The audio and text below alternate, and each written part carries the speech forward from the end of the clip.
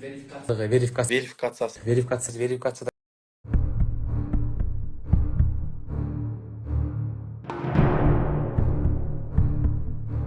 Салам достор, эң башынан баштаганда эле мен сиздерге мындай жай түшүндүрүп берейин. Верификация жөнүндө түшүндүрөр мурда биз блокчейндин негизги принципин түшүнүп алсак. Бизде негизги эки принцип бар. Бирөөсү централизованный, экинчиси децентрализованный деген.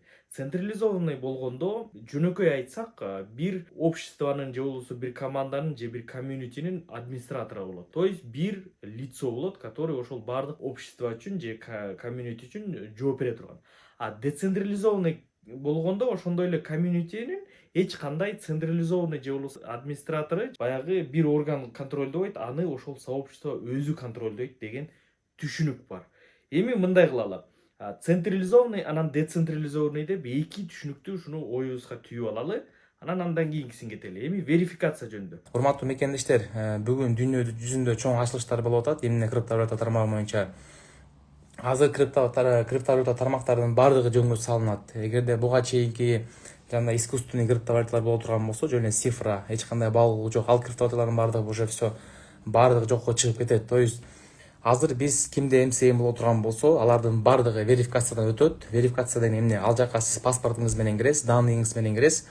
Ал кошелектон сиздин мисалы 500 уштук МСМиңиз болсо, МСМ жоголуп кете турган болсо, ал МСМиңизди кайра биз сиздерге таап беребиз. То есть ошол администратордун колунда ключ болот. Ошол ключ аркылуу кайсы жактан кайсы жакка токен жоголуп кетсе, адрес менен кууп барып туруп, сиздин токендериңизди таап алып келип беребиз. Андан тышкары блокчейн, Mscoin блокчейни өзү чыккан кезде, биз 12 миллион количество Mscoin менен токен алмаштырган кезде, ар бир адам уже все автоматически верификациядан өтөт.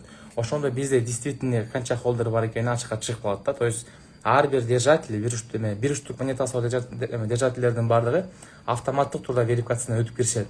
Ошондо кимде канча коин бар, качан алган, кактан алган, кимден алган, бүт данныйлардын баары көрүнүп турат. 31-декабрдан баштап жаңы жылдан кийин дүйнө жүзүндө криптовалюта тармактардын баары жөнгө салынат. Потому что жаңа акчалар туура эмес жакка кетпеш үчүн, акчалар урдалып кетпеш үчүн дүйнө жүзү боюнча криптовалюталардын баардыгы уже автоматтык түрдө жөнгө салынып калат да уже. То есть атайын өзүнүн программасы бар, система, ошол системага чөт деген сөз. Ошондой системага биз Mscoin уже биринчилерден болуп кирип атабыз. То есть ал верификацияда эмне үчүн өтүш керек? Дүйнө жүзү боюнча верификациядан өтпөгөн криптовалюталардын баардыгы автоматтык түрдө жокко чыгышат. Бүт криптовалюталардын баардыгы.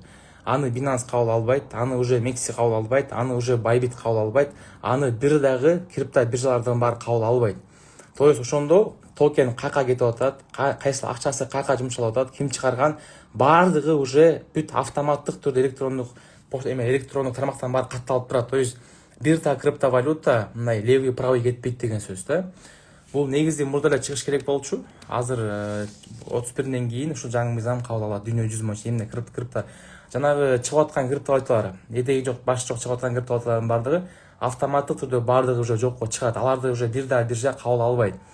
Mscoin автомат биринчилерден болуп кирип атат. Верификация дегенде бул айтып атпайбы? Мисалы любой блокчейн эми келечекте 25-жылы блокчейндердин баардыгы верификация өтүшөт, ошондой болушат депчи. Негизинде бизде верификацияда колдоно турчу жер бар криптоиндустрияда. Бул крипто биржалар болуп эсептелет. Криптобиржа тоже самое экиге бөлүнөт бизде. Централизованный криптобиржа и децентрализованный криптобиржа деп. Эми пример катары централизованный криптобиржалар болуп, бул Binance, Bybit, Coinbase, KuCoin, даже жада калса MEX, Gate.io и дальше бүт жанагы 500 биржанын арасынан ошонун баардыгы кирет. Эми ошол эле 500 биржанын арасында децентрализованный биржалар да бар. Анын эң биринчисинде турган бул Uniswap, PancakeSwap, SushiSwap, анан дальше ушул сыяктуу обменниктер кетет. Эми карап тургула, экөөнүн айырмасы. Биринчиси централизованный биржаны сиз колдонуш үчүн сиз паспорт менен регистрация өтөсүз. Эгерде паспорт менен регистрация, верификация өтпөй турган болсоңуз, сиз ал биржадан эчтеке сата да албайсыз и сатып ала да албайсыз. Даже жада калса акча которо да албайсыз. Ал эми децентрализованный DEX биржада, ошол эле Uniswap'та сиз эч кандай паспорту жок, регистрация эмейлы жок, жөн гана эле өзүңүздүн ошол децентрализованный кошелегиңизди кошуп, сиз ал жерден любой даже ошол USDT-ни эфириумду биткоинга, биткоинду башка бөлөк валютага алмаштыра аласыз.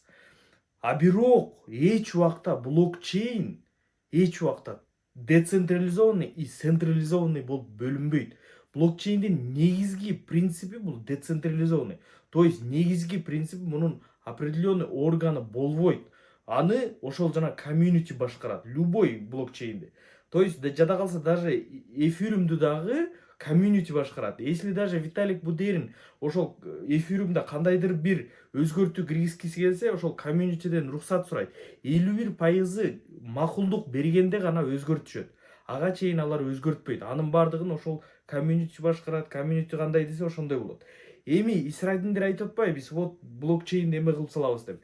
Бул уже биринчиси ошол жанагы биздин основной негизги принципти бузат. То есть децентрализованный деген принципти бузат. Неге? Анткени бардык нерсе централизованный болуп калып атат.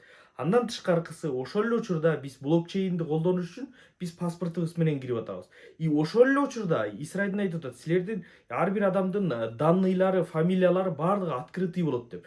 То есть, мисалы мен Абдусаттаров Жолдубек паспортум менен кирсем, анда блокчейнде жазылып болот экен. Абдусаттаров Жолдубек счетунда, например, $10,000 бар депчи.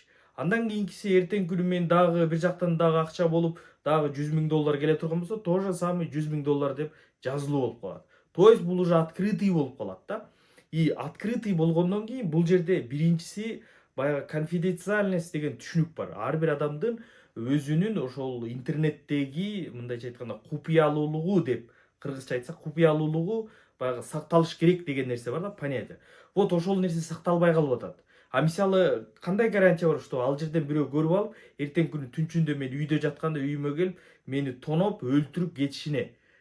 То есть көрдүңөрбү, бул основной принципти бузуп атат. Андан тышкары биз бир эмен айтып коелу. Интернет жөнүндө развитиясы веб 1, веб 2, веб 3 деген түшүнүк бар. Веб 1 бул тете 99-жылга чейин, что только сайттар болгон, эч кандай комментарий, даже эчтеке жаза алган эмесиң. Андан кийинкиси 99-жылдан кийинкиси веб 2. Бул жанагы биз мына YouTube, ушулдун бардыгы веб 2 болуп интернет аталат. Эми кийинки этап бул веб 3 болуп аталат. Ошол именно децентрализованный интернет деп аталып атат. То есть Исрайдин айтып аткан ноу-хау эмес, прогресс эмес эле, ал регресс болуп атат. Тескери жакка кетип атат, понимаете? Ал жакка биз баратабыз, ал жактан биз өнүгөбүз деп атсак, бул тескерисинче жок, биз өнүкпөйбүз, биз наоборот болгон данныйыбызды интернетке чыгарабыз. Бир сөз менен айтканда, Исрайдин айтып аткан, Бекмат айтып аткан идея эч кандай блокчейнге жатпайт. Бул блокчейн эмес. Эгерде ушуну блокчейн, бул ноу-хау десеңер, абдан жаңылышасыңар, анткени бул прогресс эмес, регресс болуп эсептелет. То есть артка кетүү, алдыга кетүү эмес, артка кетүү болуп эсептелет. Андан тышкаркысы дүйнөлүк закон деген жок бизде. Дүйнөлүк закон деген болбойт. Дүйнөлүк закон менен сиздер жашап атасыздарбы? Дүйнөлүк налог төлөп атасыздарбы? Мисалы ойлой келсекчи, андай жок да. Жаңы жылдан кейін көптөгөн криптовалюталардын көп количество криптовалюталар жоюшу мүмкүн да. Эмне себеп? Бул уже дүйнөлүк ушундай мыйзам чыгып атат.